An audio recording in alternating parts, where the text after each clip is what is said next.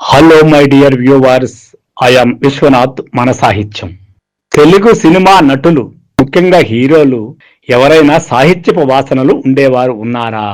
నిజంగా లేరుగాక లేరు. ముఖ్యంగా మన తెలుగులోని మహారచయితలు అనుకున్నటువంటి కొడవటి కంటి కుటుంబరావు, చలము, శ్రీశ్రీ, దాశరథి, ఇలా ఎవరి పేర్లు ఎత్తుకున్నా ఇప్పటి హీరోలకి ఎవ్వరికీ వాళ్ళ పేర్లు కూడా కనీసం తెలుసో తెలియదో మనకు తెలియదు.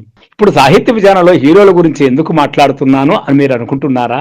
నిజంగా తమిళంలో హీరోలు సాహిత్యాన్ని చదివే అలవాటు బాగా ఉంది. ముఖ్యంగా కమల్ హాసన్ లాంటి వాళ్ళు అటువంటి ఆలోచన విధానంతో పుస్తకాలు చదివే అలవాటును బాగా పెట్టుకున్నారు కూడా. ఈ మధ్యలో కమల్ హాసన్ గారు ఒక పుస్తకం గురించి తనదైన వ్యాఖ్యానాన్ని ఇచ్చి తమిళనాట సినిమా పరిశ్రమ వాళ్ళందరికీ కూడా ఈ పుస్తకాన్ని చదవండి అని పబ్లిసిటీ చేశాడు.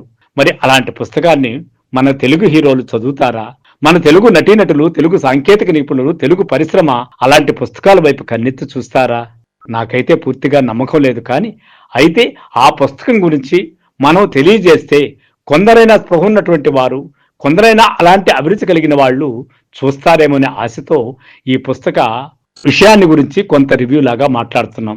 ఎందుకంటే మొన్నే ప్రముఖ కెమెరామెన్ ఎంవి రఘు గారు ప్రపంచ పుస్తక పరిమళం అన్నట్టుగా ఒక గొప్ప పుస్తకాన్ని, పులగం చిన్నారాయణ పుస్తకాన్ని చదివి తన వ్యాఖ్యానాన్ని, తన యొక్క వ్యవహారాన్ని చెప్పగలిగాడు. అంటే ఆయన ప్రపంచ సినిమా గురించి ఎంత అనుభవం ఉందో, ఎంత విజ్ఞానం ఉందో ఆయన మాటల్లో మనకు అర్థమైంది.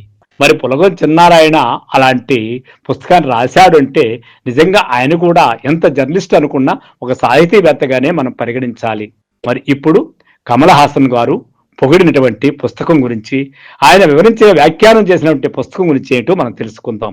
ప్రముఖ తమిళ రచయిత జయమోహన్ గారు రచించిన ఈ నెమ్మి నీలం అనే పుస్తకంలో 12 పెద్ద కథలున్నాయి. పుస్తకం వెనక అట్ట మీద కథలు చదివి కన్నీటి పర్యంతం అయ్యాను, నాకు కలిగిన భావనానుభూతిని మాటల్లో చెప్పలేను అని ప్రముఖ నటులు కమల్ హాసన్ గారు వెలిబుచ్చిన అభిప్రాయం కూడా ఆ పుస్తకంలో ప్రచురించారు. నిజమే, ఈ కథలను మాటలలో విశ్లేషించడం అంత సులువైన పని అయితే కాదు.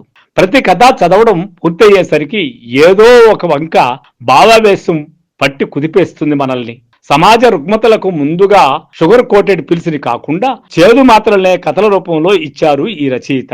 తనకు తెలిసిన కొందరు నిజ జీవిత హీరోల వ్యక్తిత్వాలకు కొంత కల్పనను జోడించి కథలల్లి తాను చెప్పాలనుకున్న అంశాలను చూటిగా చెప్పటంలోనే విభిన్నతను ప్రదర్శించారు.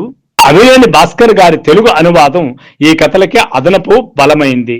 సాహితీ ప్రియులు లైబ్రరీలో ఉండవలసినటువంటి ఈ పుస్తకాన్ని మనమందరం చదివి తీరవలసిందే అని దేవి ప్రసాద్ అని కొన్ని సినిమాలు డైరెక్ట్ చేసినటువంటి ఒక దర్శకుడు ఈ రివ్యూ గురించి ఇచ్చినటువంటి వివరణ, నిజంగా ఆయన కూడా ఎంత డైరెక్టర్ అయినా సాహితీ పిపాసిగా ఉన్నాడు కాబట్టే ఆ పుస్తకం గురించి మనకు సమాచారం ఇచ్చాడు. కాబట్టి దేవి ప్రసాద్ గారికి కృతజ్ఞతలతో ఈ పుస్తక వివరణను మన సాహిత్యం ఛానల్లో అప్లోడ్ చేయడం జరిగింది. సో ఫ్రెండ్స్, హీరోల మనస్తత్వాలు కానీ, ముఖ్యంగా సినిమా వాతావరణంలో ఉండే వ్యవహారాలు కానీ ఈ పుస్తకంలో వివరించినటువంటి ఇది అదనపు వ్యవహారంగా మనకు ఉంటుంది. కాబట్టి దానందరినీ చదివితే నిజంగా ఏడుపు వచ్చినంత పని అవుతుంది ఎవరికైనా. కాబట్టి ఈ నెమ్మి నీలంని మీరందరూ చదవాలని కోరుకుంటూ మన సాహిత్యం యూట్యూబ్ ఛానల్లో ఈ కథనం కానీ మీకు నచ్చినట్లయితే సబ్స్క్రైబ్ చేయండి, లైక్ చేయండి, షేర్ చేయండి. Thank you. I am Vishwanath. మన సాహిత్యం.